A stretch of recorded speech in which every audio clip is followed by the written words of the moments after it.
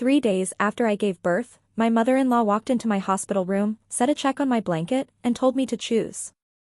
The room still smelled of antiseptic. I had a daughter asleep in the crook of each arm. Behind her stood my husband's girlfriend, holding a diaper bag like she already owned the house. Vivian uncapped her black fountain pen, and the click was the loudest thing in the room. "Take 22 million and sign," she said. "I only want the children." I looked at the divorce papers. I looked at my girls. And I signed. Then I did the one thing none of them planned for. I picked up my daughters and walked out the door. By the time their lawyer reached his office the next morning, the most expensive signature Vivian Hartwell ever bought was already worth nothing. Welcome back. I'm Bianca, 33, an actuary, the woman this family liked to call, just a calculator. This is the story of the night they paid me to vanish, and the morning they learned what I actually do for a living. And I promise you, the moment that fountain pen refused to write is something you will not see coming. Here's what I do. I price the things people would rather not think about. How long a body lasts. How much care costs at the end. What a promise is worth 20 years after someone makes it. I'm an actuary. For 9 years, I sat in quiet rooms and built the math that tells insurance companies whether they can keep their word. It isn't glamorous. It doesn't photograph well. But it's honest, and it kept me grounded long before I needed grounding. My father sold insurance out of a storefront in a town with one stoplight. He died when I was 26, and the last useful thing he taught me was short. The numbers don't lie, Bianca. People do. Learn the difference. So I did. I learned to stay calm when a column refused to balance. I learned that panic is just bad arithmetic in a hurry. When my coworkers got loud in meetings, I stayed flat. I don't get loud. I get accurate. The Hartwells found that hilarious. To them, I was the numbers girl who married up a desk ornament Spencer brought home from a conference. They never once asked what I was good at. That was their first mistake. And it would take them a long time to feel it. Even before I married into that family, their numbers never sat right with me. Hartwell Provident published figures every year that I read the way you read a smile that doesn't reach the eyes. I told myself it wasn't my company. I was wrong about which half of that sentence would matter. I met Spencer Hartwell at an industry conference. He was charming in the way that costs nothing, and I mistook ease for warmth.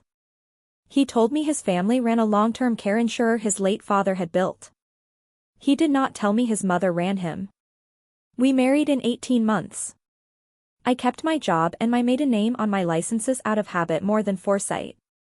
The first time I walked into Hartwell House, I understood my place within 10 minutes. Vivian greeted me with a cheek that never quite touched mine and a smile that filed me somewhere. The whole house smelled of her lavender, a scent so heavy it seemed to coat the walls. Her husband Walter had died years before, and his portrait hung over the stairs like a man still presiding. Vivian ruled in his name. The board did what she said. Spencer did what she said. I learned to be pleasant and forgettable at their dinners, which suited me fine. For 3 years, I told myself the coldness was just old money being old money. I was the outsider who would slowly become inside. That is the story I sold myself. And I am good with numbers, but I have sold myself worse math than that. Then I got pregnant, and Vivian started smiling at my belly instead of through me. She would rest a hand there without asking and call the twins the 5th generation. That was the first thing about her that scared me, and I didn't yet know why. People think a betrayal blindsides you. Mine didn't. Reading risk is my whole trade. Spencer started working late, then later, then with a softness in his voice on the phone he never used with me. A man's tone is data, too. Then the money moved, a transfer left our joint account for a sum that matched no bill we had, routed to an account I'd never seen. I asked him once, plainly. He said it was a company thing and looked at his plate when he said it. I do not believe plates. So I did what I do. I hedged. I opened an account in my own name and moved a quiet cushion into it. I copied our financial records, the mortgage, the brokerage statements, the policies, and kept them somewhere only I could reach. I packed a hospital bag and a second bag I told no one, the kind you keep by a door. I even started reading Hartwell Providence public filings again at night. None of it felt like paranoia. It felt like underwriting. You don't hedge because you're sure the storm is coming. You hedge because you can't afford to be wrong if it does. What I couldn't do was close the joint account that needed both signatures. And the day I would have forced the issue was the day my water broke. That is the cruel arithmetic of timing. I saw the wave. I just couldn't get the door shut before it hit. The twins came on a Tuesday. 2 girls, 8 minutes apart, furious and perfect. I named them in the delivery room before anyone could weigh in. Posey and Run. Small names, my names. Nothing that rhymed with 100 years of Hartwell men. Spencer was in a meeting when my labor started and stuck in traffic when it ended. He arrived afterward smelling faintly of someone else's perfume and held them like they were on loan. The person who actually held my hand through it was Ruth Vander, my old mentor, a retired actuary who'd spent years inside a state regulator's office before she taught me everything that mattered. When the nurse asked for names on the birth certificates, I gave my daughters my last name. Not Hartwell. It was a small, stubborn act of arithmetic, and I did it on instinct. Spencer didn't notice. For 3 days, it was just me and 2 warm weights, 1 in each arm, the only honest accounting I had ever done. I memorized them. I told myself the worst was behind me. I am usually better at forecasting than that. Because 3 days in, with my body still wrecked and grateful, the smell of lavender walked into my room. And it wasn't alone. Vivian came in first. Then Spencer. Then a woman I'd never met. Then a man in a gray suit carrying a folder like a verdict. The woman was young and certain of herself, and she set a diaper bag on my chair as if claiming territory. "Bianca," Vivian said, "this is Sloane." She said it the way you introduce a replacement. Sloane gave me a small, pitying smile. Spencer stared at the floor. The man in gray was Garrett Pitt, the family's attorney, and he laid the folder on my tray table and opened it to a tab of divorce papers, a settlement, and underneath, a relinquishment line waiting for my signature to hand my daughters to their grandmother. He called it a clean, generous, fully binding resolution. He said the word binding the way you'd describe a wall. Vivian sat on the edge of my bed without asking, uncapped her black fountain pen, and that click went straight through me. "You were never family, dear," she said almost gently. "You were a line item." Sloane nodded. Vivian slid the check across the blanket. $22 million for 2 signatures. Cheapest thing I'll buy all year. She tapped the relinquishment. "Sign and you're free and rich and gone. Don't, and my lawyers will spend a decade explaining to a judge why an actuary obsessed with money is unfit to raise Hartwell heirs." She let that sit. And in that pause, I understood why 2 infants were worth $22 million to her, because it was never sentiment. Walter had tied the family trust to his own bloodline, control of the company, the chairmanship, the whole 100-year machine passed through Hartwell heirs and whoever guided them while they were small. Spencer was a weak vessel, and the board knew it. 2 healthy 5th-generation Hartwells raised under Vivian's hand meant she held the dynasty for another 20 years. $22 million to lock that down and get a sharp-eyed outsider out of the house for good was not generosity. It was a bargain, and she knew it. The lavender was everywhere.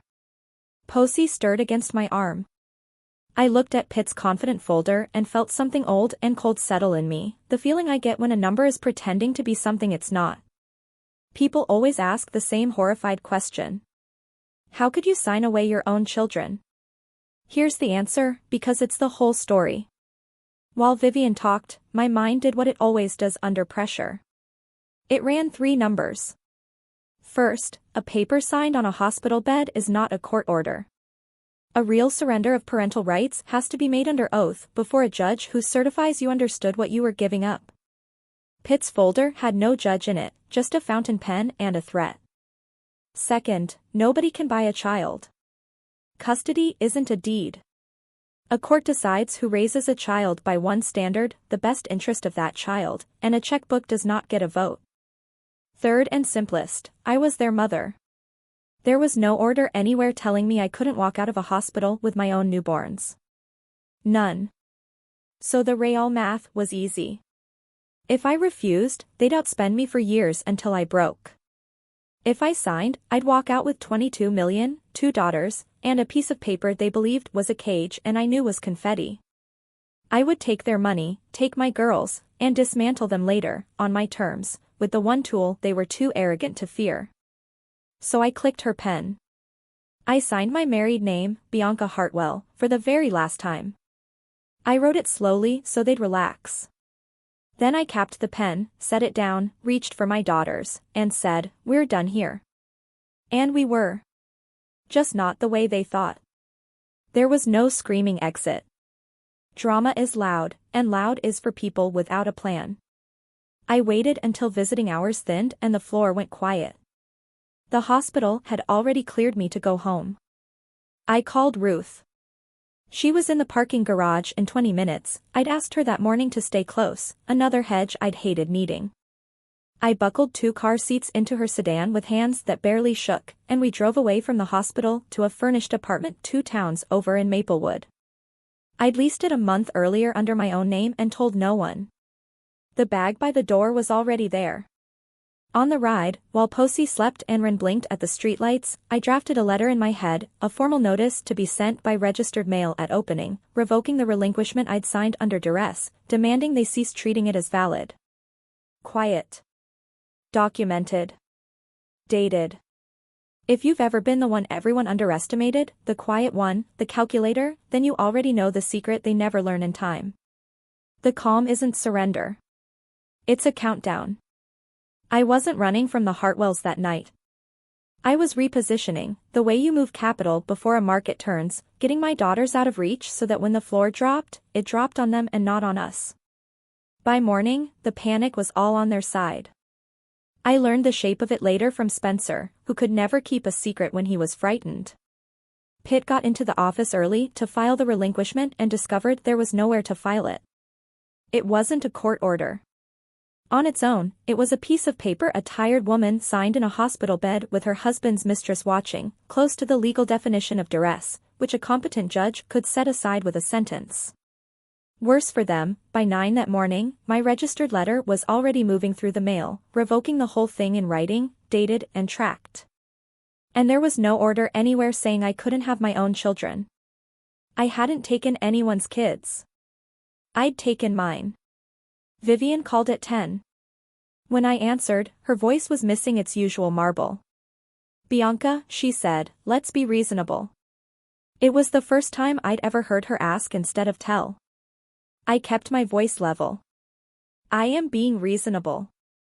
I'm keeping my daughters and your money. That's the most reasonable I've ever been." She started to threaten. I hung up. I sat on the floor of a strange apartment with 2 babies on a blanket and made a list.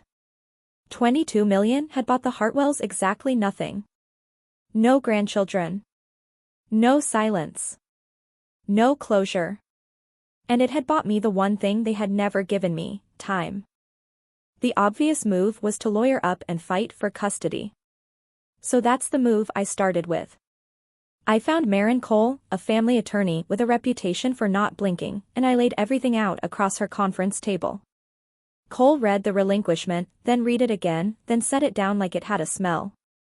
"This was never enforceable," she said. "Signed under pressure. No judge. Your husband's girlfriend in the room." I could get this thrown out with my eyes closed.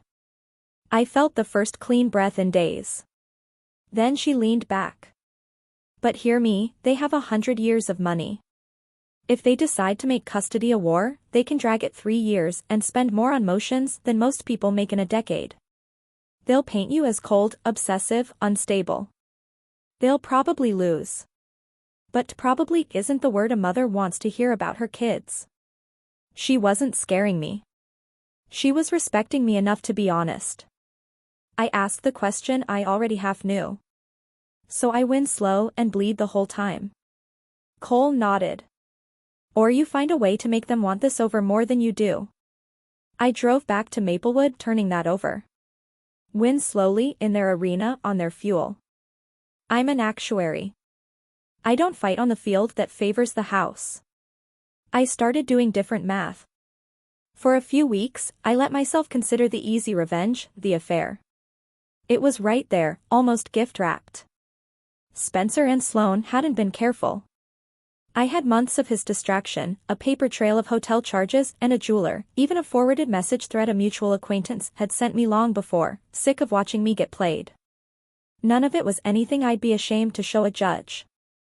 I imagined the satisfaction, and it was real, and it was warm, and it lasted about a weekend in my head before I saw the flaw. Humiliating Spencer would only humiliate Spencer. Vivian would survive a scandal, she'd survived worse and buried it under lavender. Sloane would cry prettily and land on her feet. And none of it touched the actual threat to my daughters. The affair was a knife. I didn't need to cut Spencer. I needed to cut the thing that made all three of them feel untouchable.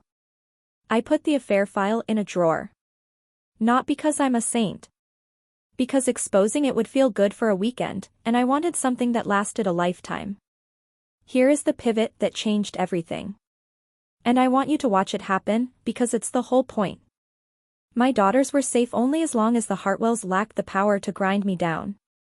Power for that family had exactly one source, it wasn't Vivian's will, or Pitt's threats, or the portrait on the stairs. It was Hartwell-Provident, the company, the river of money everything else floated on. Take the river away, and Vivian was just a frightened old woman with a fountain pen. So I stopped looking at them as my in-laws. I started looking at their company the way I look at any company that hires me, as a balance sheet, as a set of promises measured against the money set aside to keep them. And the moment I put on that lens, the old itch came back. Those public numbers that never sat right. I'd spent years dismissing it as not my problem, not my company. Now it was very much my business. I pulled out my copies of their statutory filings, made a fresh pot of coffee, put the girls down, and started to read Hartwell-Provident the way my father taught me to read everything, slowly, suspiciously, and from the bottom up. Let me explain what I saw in plain words, because this is where they lost and never knew it. Hartwell-Provident sold long-term care insurance. People pay premiums for decades so that when they're old and can't care for themselves, the company pays for their nursing care. To keep that promise, an insurer has to hold reserves, a mountain of money set aside today against the care it will owe tomorrow. The law requires it. Actuaries test it year after year to make sure the mountain is tall enough. The whole industry got this badly wrong a generation ago. People lived longer than anyone forecast. Fewer let their policies lapse. Care got expensive. Honest companies raised premiums or asked the state for relief. When I read Hartwell's reserves against my own models, my stomach did the thing it does when a number is lying. Their reserves were too thin. Not a little thin. Thin like a man promising to feed 100 people from a single loaf and smiling while he says it. Their loss assumptions were rosy past the point of fantasy. On paper, Hartwell-Provident looked healthier and richer than almost any peer. And that was exactly the problem. Health like that isn't earned. It's manufactured. They were promising far more care than they had money to pay for, and reporting the gap as profit. That profit was the river. That river was Vivian's power. That power was the threat to my girls. The numbers weren't wrong by accident. I've made honest errors, and they look different. Numbers don't get nervous. People do. And someone at Hartwell had been very nervous for a very long time. Among the financial records I'd copied before I ever left, things that were legally mine, was a folder from Spencer's home office, papers he'd brought home and left in our shared study. Most of it was noise. One page was not. It was an internal asset adequacy worksheet, the kind of cash flow test a company runs to check whether its reserves can actually cover future claims. It had 2 columns. The left was the reserve number filed with the state. The right was the reserve the company's own analysis said it actually needed. The gap was enormous. And in the margin, in Spencer's careful handwriting, a single instruction, hold the line through the rate filing. Below that, 2 sets of initials, his, and the company's appointed actuary. I sat with that page for a long time while the girls slept. 2 columns. 1 truth filed with regulators and 1 truth buried in a drawer, and my husband had initialed both. It would have been easy to feel like I'd won right then, to mail that page to a newspaper and watch it burn. But I know how proof works. A stolen page proves almost nothing on its own. A lawyer would call it out of context. It wasn't a weapon. It was a lead. To make it real, I had to rebuild that gap myself from the outside using only public filings, until my number stood on its own without that page. The page told me where the body was buried. The digging was mine. Something shifted in me that week, and I want to be honest about what it was, because it stopped being only about my marriage. When I first started digging, my anger was personal. But you cannot stare at a reserve shortfall that size and keep it personal. Behind those thin reserves were real people, thousands of policyholders, most of them old, many of them women, who had paid Hartwell Provident every month for 30 years on a single faith, that the money would be there when their bodies failed them.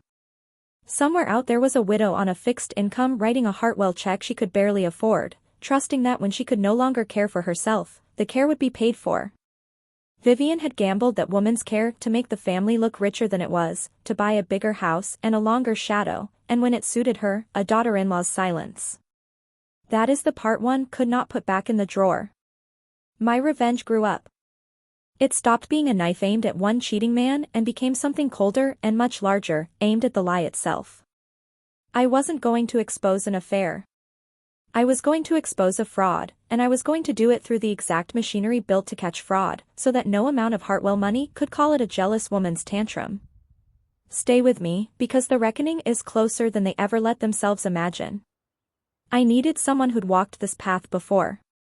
So I went back to Ruth. We sat at her kitchen table with the girls in a playpen and my work spread between us, and I watched a retired regulator's eyes move down my pages. She was quiet for a long time. You built this clean, she finally said. But you're going to want to do the next part exactly right, or they'll bury you in process. Then she taught me the map. An actuary with a credible, documented concern about an insurer's solvency can bring it to the state insurance department. If the concern holds up, the commissioner can open a financial examination, send in examiners to demand the company's working papers. If the examination confirms the reserves are inadequate, the commissioner can petition a court to place the company under supervision. Conservation first, maybe. Then rehabilitation, where the state takes the wheel to try to right the ship. And if it can't be righted, liquidation. She walked me through the timelines and the thresholds. She didn't write a single line of my analysis. She didn't need to. What she handed me was better than a weapon. She handed me a blueprint of the building with the load-bearing wall marked in red.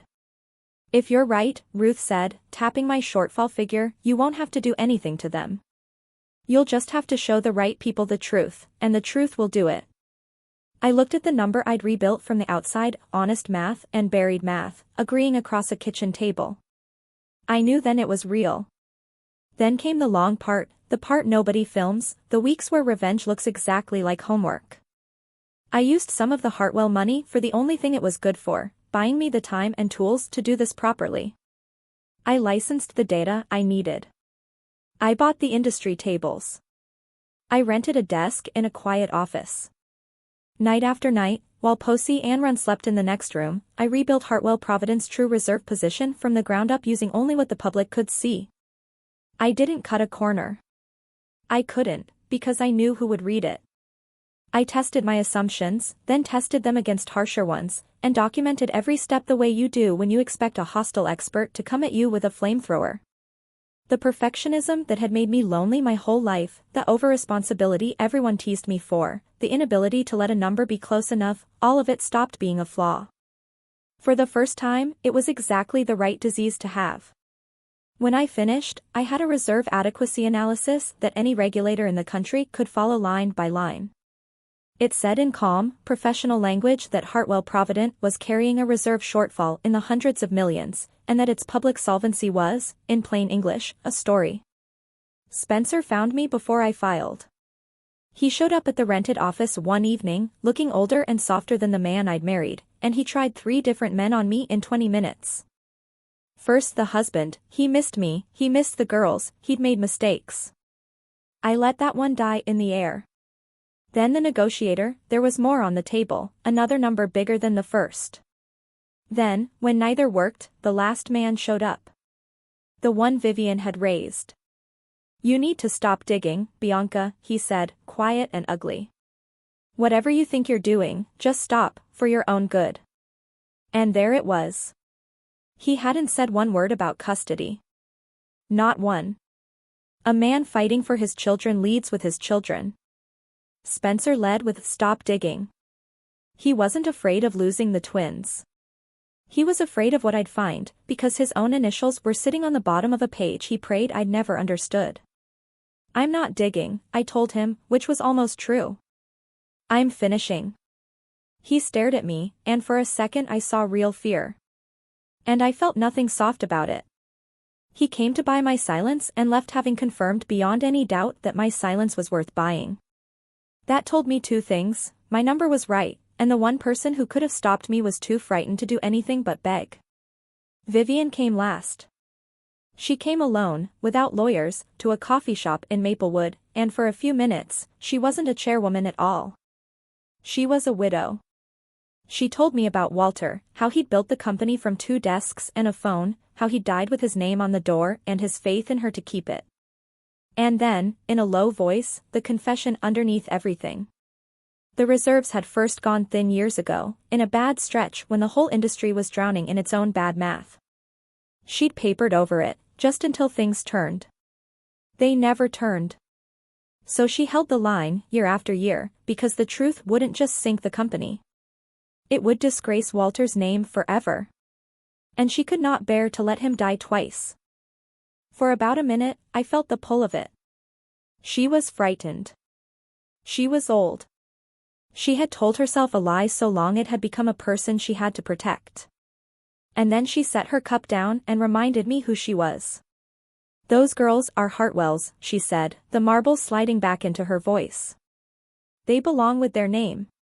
You were a line item. Line items don't get a vote." There it was. She would burn 1,000 strangers' retirements to keep a lie standing, and she would take my daughters to feed it, and she would call that legacy. Whatever sympathy I'd felt folded itself up and went quiet. She had almost made me pity her. Then she reminded me my daughters were inventory. So I filed. After everything, the loudest thing I ever did to the Hartwells made no sound at all. I packaged my analysis into a formal report and a written complaint to the state insurance department, the body that licenses and watches over every insurer doing business in the state. I laid out the reserve shortfall, the methodology, the public sources, every step reproducible by any qualified examiner. I attached my credentials, in my name, because I wasn't hiding. People who hide get dismissed. Ruth reviewed the cover letter and changed exactly 2 words, then nodded. I didn't send it in anger. I send it the way you send anything you've checked 100 times, with a strange, flat calm. I drove it to the post office myself, submitted it through the department's official channel, and kept every receipt. No courtroom. No press conference. No screaming match across a marble foyer. Just a filing number, a date stamp, and a confirmation email. I sat in my car in the parking lot afterward and felt my hands finally stop shaking. It was the quietest thing I had ever done. And somewhere down the line, it was going to be the loudest. Regulators have to take a credible, documented solvency concern seriously. It's the entire reason their office exists. They cannot read what I'd written and simply look away. The machine built to protect those policyholders was about to turn over and start to move on its own weight. I had pushed the load-bearing wall. All that was left was to step back and let the building remember it was built on a lie. The department moved faster than even Ruth predicted. Within weeks, I heard the news the way the whole insurance world heard it. The state had opened a financial examination of Hartwell Provident. Examiners requested the company's working papers and reserve analyses, the internal documents that had to match what they'd filed, and of course could not. You cannot hold a line in a drawer when the state asks to see both sides of the page. I pictured Pitt reading the request and understanding, finally, that the wall he'd called binding had never been the strong one in the building. The rumors started immediately, because solvency questions don't stay quiet in a small market. The company's manufactured health began to shake. Spencer stopped coming to the office. Vivian tried to call the examination routine a formality, nothing to worry about, but you don't reassure people who aren't yet afraid. Sloane, watching the man she'd chosen go pale and silent, started asking questions about exactly how the Hartwell money was made. None of this needed me anymore. That was the beauty of doing it right. I had handed the truth to people whose job was to act on it. And now it acted without me, with a momentum no amount of lavender or legacy could slow. Vivian had spent a lifetime building a 100-year name. It took the state 9 business days from the opening of that examination to ask her company the single question it had spent a generation hiding from. And there is no fountain pen on earth, no matter how heavy or how black, that can write its way out of a reserve that was never there. Sloane was the first off the ship, and I'd be lying if I said it didn't taste a little sweet. She had walked into my hospital room with a diaper bag and a pitying smile, certain she was the upgrade. She had bet her whole future on the Hartwell name the way you bet on a sure thing without ever checking what's underneath it. Now the sure thing was cracking down the middle, live, in front of her. Sloane was nothing if not a survivor. She hadn't fallen for Spencer, she'd fallen for a balance sheet, and the balance sheet was being seized. She started spending less time at Hartwell House. Then she stopped answering his calls. Then she was simply gone off to find a more solvent fortune to marry into, leaving him with a pending divorce, a panicked mother, and a name that had become a liability. Spencer had betrayed me for a woman who only wanted what our marriage had looked like from the outside. The instant it stopped looking like money, she vanished. He learned the lesson I'd already paid full price for. The Hartwell fortune wasn't love, and it wasn't safety. It was a story. And stories end. Vivian, drowning, did the only thing she knew how to do. She summoned me, not a settlement offer through lawyers, a summons, to the company's annual policyholder meeting at headquarters, where she still imagined herself the woman who set the terms in every room. Spencer's message was vintage Vivian, come here, be reasonable, and we can make all of this go away before it gets out of hand. She still thought there was a number that would buy me, or a threat that would move me. She did not understand that I no longer had anything she could take or give. My daughters were with me. My money was my own. My case was already in the state's hands. She was inviting me to a negotiation that had ended weeks ago in a post office parking lot. So I said yes. Not because she had power over me. Because I wanted to be in the room. There's a difference between revenge you do to someone and justice you simply stand beside while it happens. And I wanted to stand beside this one. The meeting was held in the grand ground floor hall at Hartwell Provident headquarters, the kind of room built to make people feel safe about their money. Rows of folding chairs. A small stage. A banner with the company's 100-year seal. And the people, mostly gray-haired, many of them couples who'd held these policies since before I was born. A few leaned on canes. One woman near the front clutched a folder of her own statements like a life raft. These were the names behind the reserves. The widows and retirees Vivian's lie had quietly endangered. Seeing them in the flesh made my resolve go very still and very cold.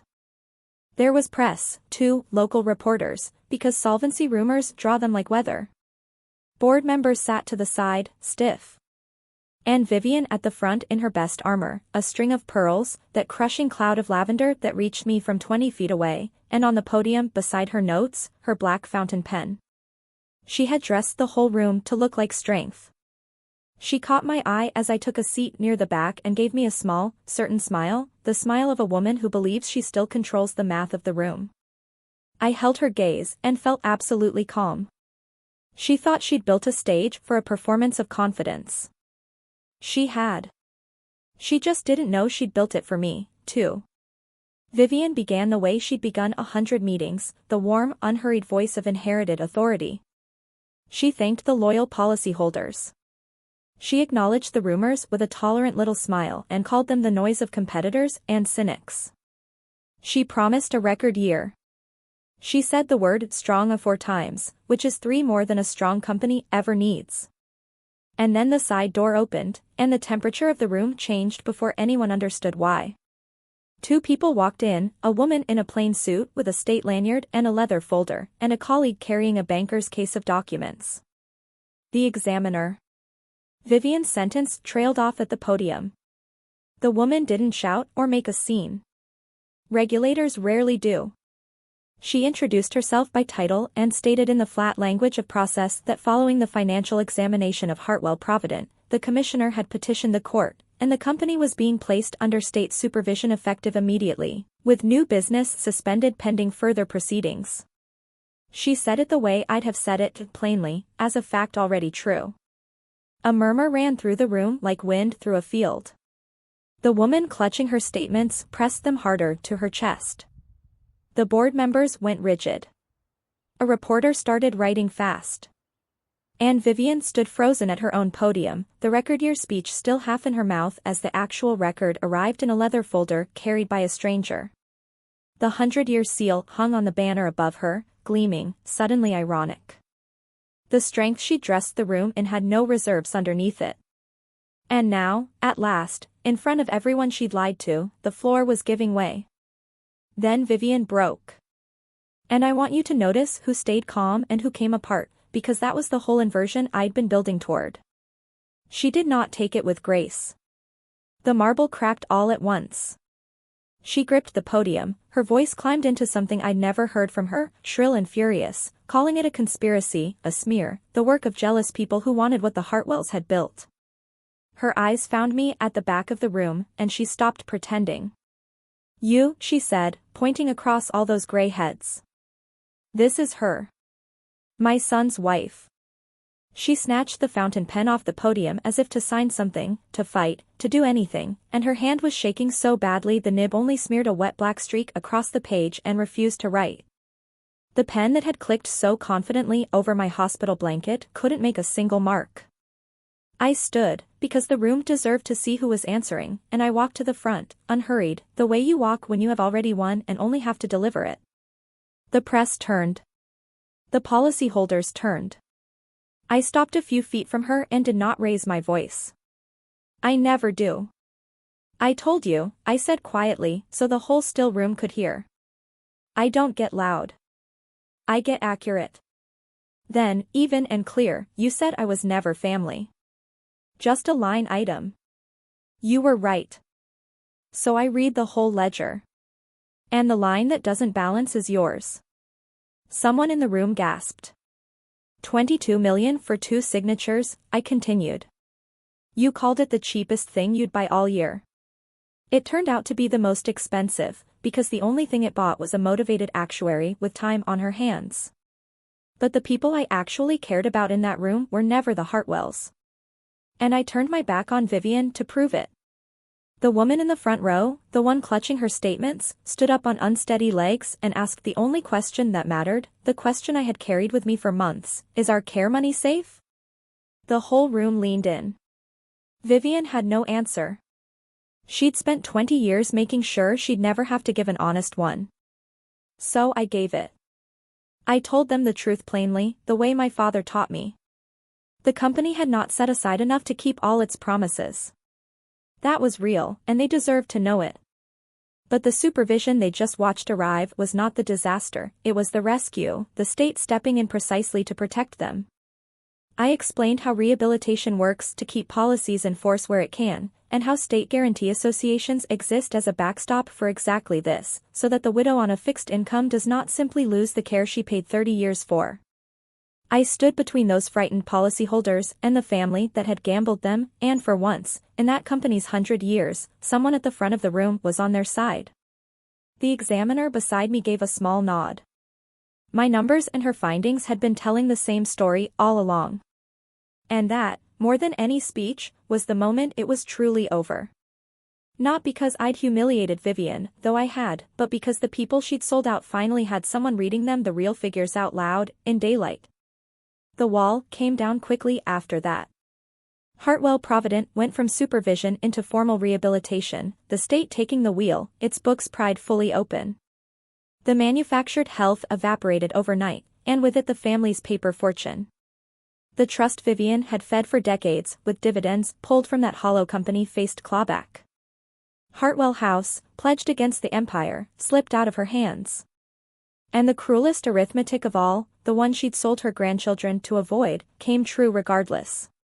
Walter's name, the legacy she'd lied for 20 years to protect, was now in every regional headline beside the word fraud. She had disgraced him to save him, and saved nothing. Spencer faced a professional reckoning of his own, and appointed actuary's initials on a knowingly false reserve filing are not something any licensing body or authority can overlook, and the matter was referred onward. Sloan was long gone. Pitt's airtight wall had been the weakest in the building. They had been so certain that money made them untouchable, they never once accounted for the only risk that mattered, the quiet woman who knew how to read what the money was hiding. They did it to themselves. Every bit of it.